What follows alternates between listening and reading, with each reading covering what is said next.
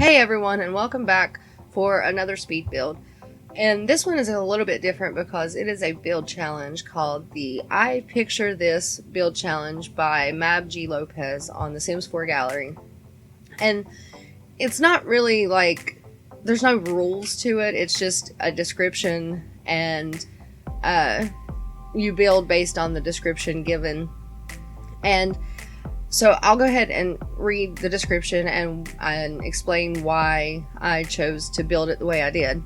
The description reads, "From the outside, the house looks cozy, with white stones and wooden decorations. Small squared windows added in a symmetric way.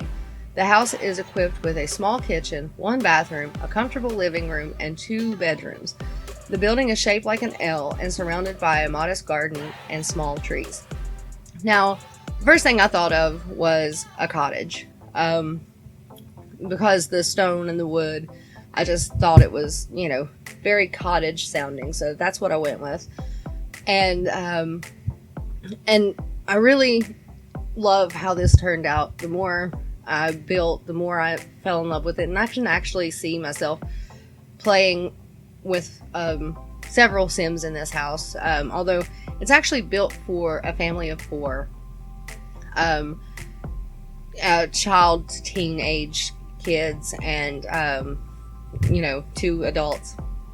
But although the kitchen only has 2 chairs at the table because there was no room, because the kitchen is probably the smallest kitchen I've probably ever built. That it wasn't a corner of the living room, it being its own room. And most of the stuff that I used is from Cottage Living, like the debug stuff. The only thing in the landscaping that I did use that wasn't Cottage Living was the garden planters from Werewolves, because I thought they looked pretty good with that, and I actually love those garden planters because they're different from the base game ones. But I'm just trying to figure out the landscaping and that kind of thing. And I didn't really struggle too much with this build, except for trying to get the top level, the level that's not actually even usable, trying to get it right.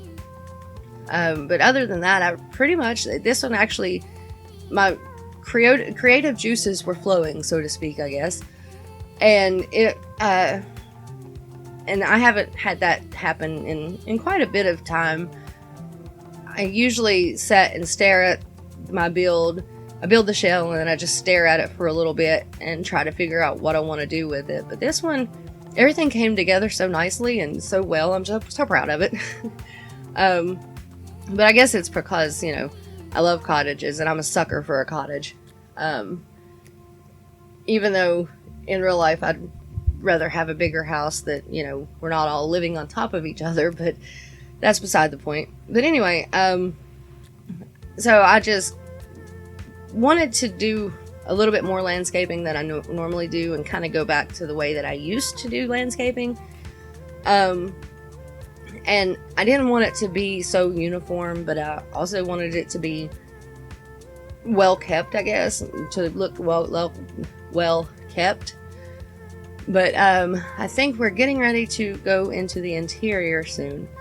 And I did use move objects only on the inside for the columns for the fireplace, because I wanted some kind of a separation between the wall colors and the stone that I brought from the outside in. That right there on the screen. And instead of putting a TV above the fireplace like I typically do, I decided to use the Werewolves mirror, because I just love that mirror, and I don't use it enough.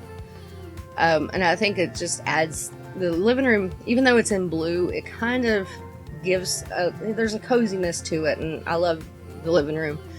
Although in hindsight, I probably would go back and change the walls to brown maybe, because I think it might be a bit too much blue for my taste. But I still do kind of like it. I don't know. I'm indecisive, in case you haven't figured that out. But I just want, you know, I did take a little bit more time on the living room than I typically do. Now we're working on the kitchen, and this is, like I said, this is probably the smallest kitchen that I've made in quite some time, and I like it. It's cozy, it's functional, but it's not overly done. I typically make pretty good sized kitchens, so this was a bit of a challenge trying to fit everything in.